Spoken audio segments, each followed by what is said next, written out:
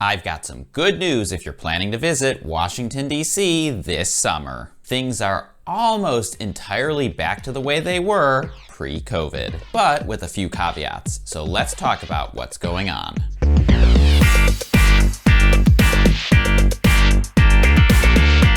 First, let's run through a big batch of Smithsonian and museum updates. Starting tomorrow, May 30th, all Smithsonian sites, except for one, will go back to daily operation. This is a huge deal because for the past year, most Smithsonian sites were operating on only a 5-day per week schedule. And now that museums are getting busy again, this should help spread out the crowds. The one that will not be back to daily operation is the Air and Space Museum on the National Mall. That's because it's completely closed until the fall for a major renovation. I'll have more information about its reopening when I do another one of these update videos later this summer. So if you're not already subscribed to the Trip Hacks DC channel, what are you waiting for? Even once they get back to daily operation, 2 Smithsonian sites will still require tickets: the National Museum of African American History and Culture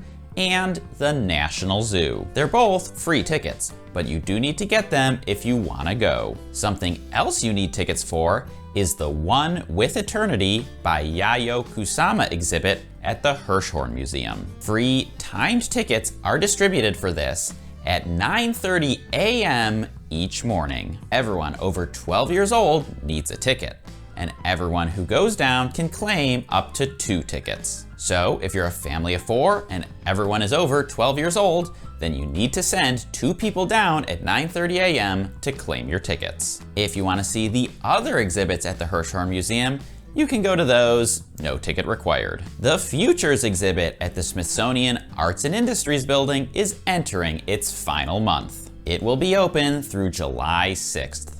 I posted a shorts video about what you can expect if you go to Futures, so make sure to check out the video description for the link if you want to watch. In other museum reopening news, the East Wing of the National Gallery of Art will complete its renovation and reopen in June. The specific date has still not yet been announced, so make sure you're following Trip Hacks DC on all the social medias, as I typically post about things like this over there. The Smithsonian Renwick Gallery has also reopened. Their current exhibit is called This Present Moment: Crafting a Better World. So if you're into that sort of art, add the Renwick to your radar. And one final Smithsonian update is that after many years, the Folklife Festival is finally back to its full glory. This year's festival will be held on the National Mall from June 22nd to 27th. Take a break, then come back from June 30th to July 4th. The featured country this year is the United Arab Emirates, and I will definitely be checking it out. Maybe even on a live stream. By the way, I've been so excited to talk about all this reopening news, I haven't even introduced myself yet. If you're new to this channel, my name is Rob. I'm a tour guide and the founder of Trip Hacks DC Tours. On this channel, I share my best tips, tricks, and hacks for visitors who want to explore Washington, DC. And I'm really curious to know, are you watching this video because you're planning a trip this summer? If you are, leave me a comment and let me know when you're coming and what you're most looking forward to. Or if you've been here recently, leave a comment and let everyone know how your trip was. Now, let's talk about what COVID-related rules and restrictions there are right now. Mask and vaccine requirements have mostly ended. There are no citywide requirements for either, at least not at the place where visitors are going. But individual establishments can choose to require either masks or proof of vaccination. For example, a couple weeks ago, I went to EU Embassy Day, and the embassies required everyone wear masks indoors. And as cases continue fluctuating up and down, I imagine places will bring back their mask requirements even if they don't have them currently. So bring those masks with you so you're prepared. The only places that really have proof of vaccination requirements right now are mostly theaters and concert venues. And sometimes it's even on a show-by-show basis, depending on what kind of contract the venue has with the performer. So if you're planning to go to a show or a concert, make sure to check the rules in advance or bring your proof of vaccination so you're safe no matter what. Masks are no longer required on Metro, but people are still choosing to use them, especially because trains are getting crowded again. Metro said they are exploring the possibility of voluntary mask-only cars, but so far that hasn't gone anywhere as far as I know. Now let's talk about some non-museum government tourist sites. The Capitol is reopening in phases. Phase 1 started a few months ago and allows congressional offices to lead tours through the building. Phase 2 is scheduled to start tomorrow, May 30th,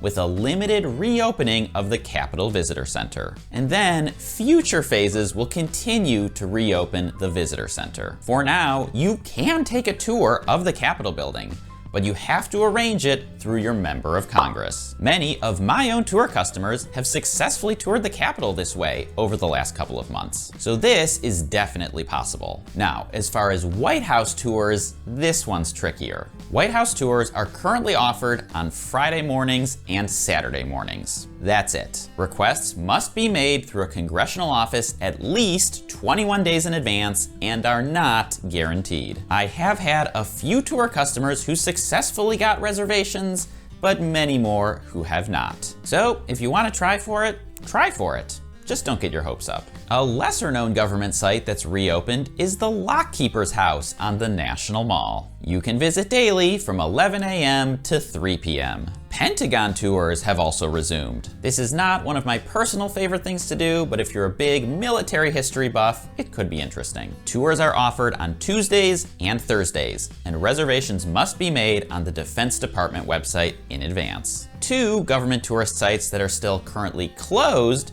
are the Bureau of Engraving and Printing and the Old Post Office Tower. There is no information about when the Bureau of Engraving might reopen. As for the Old Post Office Tower, the National Park Service says they're ready to go. They're just waiting on a green light from the General Services Administration. So unfortunately, who knows when that'll be. Now let's run through some non-government summer fun that's going on. First, TripX DC tours. Both private tours with me and the Monumental Trivia Tour with Christine are open for booking through the end of August. If you're interested in either of those, make sure to make your reservations as soon as you can. Private tours in particular have been in especially high demand this summer, and there's only one of me, so once I'm booked, I'm booked. So don't wait too long, as I'd hate for you to miss out. Georgetown Canal tours are back for the first time in over a decade. Boat tours of the canal are available 5 days per week, every day except Monday and Tuesday. Tickets are available to purchase through the Georgetown Heritage website, which I will link to down in the description. Summer outdoor movies are back. A lot of neighborhoods have free outdoor movie nights through the summer, which can be a fun evening thing to do, especially if you have kids. I'll leave a link to an article in the description with a list of many of these movie nights. Jazz in the Garden has also returned. These free concerts are held at the National Gallery of Art Sculpture Garden on Friday evenings through July 22nd. However, this year you need a reservation and they are booking up quick. Reservations open at noon 1 week before the concert date. And if you're thinking about coming to DC for Independence Day, I can already report that the fireworks are definitely happening and the National Parade is coming back for the first time since 2019. I'm still waiting on details for a few other events, but don't worry because I will have a special July 4th update video on this channel. So make sure you're subscribed if you aren't already so you don't miss that. In the meantime, I highly recommend watching another TripX DC video. So go ahead and click or tap right over here to watch the next one. Enjoy your trip.